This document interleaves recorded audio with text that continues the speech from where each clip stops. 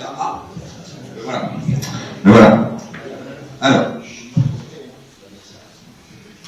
cher ami Constituant, est-ce que tu peux nous laisser discuter un peu avec Charles de Courson, s'il te plaît?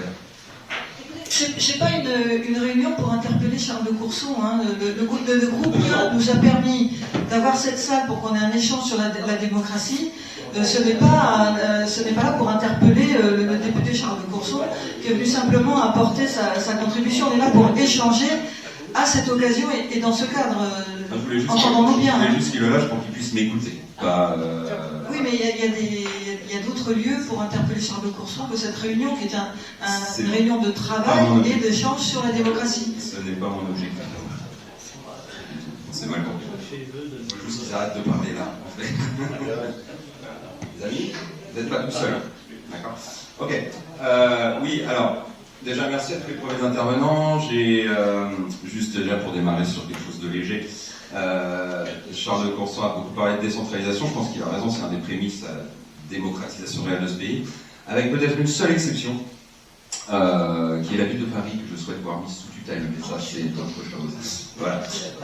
Et puis la deuxième condition importante, effectivement, c'est de ne pas être en régime xénocratique, avec sous la tutelle d'Ursula von der Leyen, qui est peut-être une des dirigeantes les plus corrompues de ces dernières années, et de la Commission européenne, dont je ne ferai pas l'affront aux personnes, aux premiers intervenants, de penser qu'ils ne savent pas comment elle fonctionne.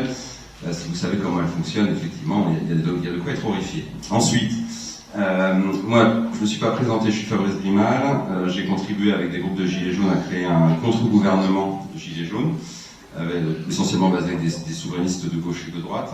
Et ensuite, ça s'est transformé en projet de programme commun de tous les groupes Gilets jaunes. On a travaillé pendant des mois. Et on a tenté l'aventure de la présidentielle et on a dit qu'effectivement c'était la clé de voûte des institutions françaises et qu'elle est totalement fermée, totalement bloquée. Notamment, je voudrais dire ça au président de l'association des maires ruraux.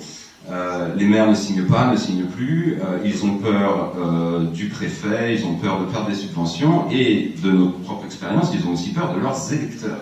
Ils veulent pas se faire haranguer sur les marchés. Ah, mais pourquoi avez-vous donné votre signature à un tel ou à un tel? Bref, le système est complètement bloqué et on a failli avoir une élection avec 7 candidats. On en a eu un petit peu plus grâce à François Bayrou qui a libéré des signatures pour que l'élection ait l'air démocratique.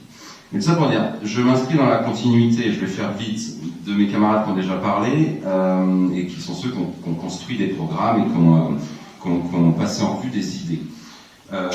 La première de toutes, c'est le référendum. Je ne vais pas passer sur tous les détails du RIC, mais le référendum peut-être le plus important à mettre en place en France, c'est celui qui validerait de manière automatique les traités internationaux, qui passent quasiment tout le temps sans notre accord. Enfin, le dernier référendum, c'est 2005, on sait ce qu'il en est devenu. Il y a le tirage au sort aussi, dont on a parlé.